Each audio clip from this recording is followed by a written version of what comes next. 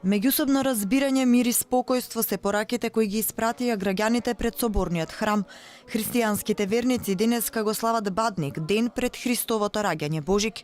Празникот се поминува со најблиските, се оди во храмовите за молитва, а вечерта спроти Божик се крши погача со паричка.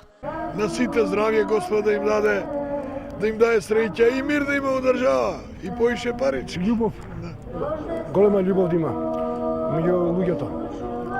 Да има мир, благосостојба. Тоа е нешто најдоброто.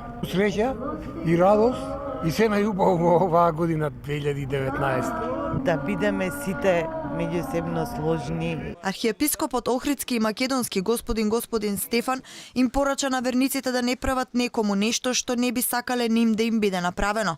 Празникот најубаво се слави со негување на духот на традицијата, кажа поглаварот на Македонската црква и ги советува граѓаните да носат мир во себе си. Најголемото дело кое што Бог направил за човечкиот род е неговото воплотување и раѓање како Богочовек.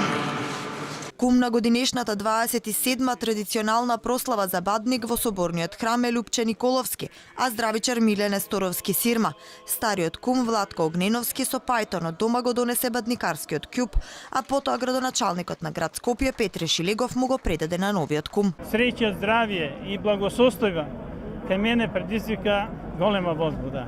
Пораката останува иста, да сме здрави, живи, среќни, весели, да имаме благодет, да се почитуваме.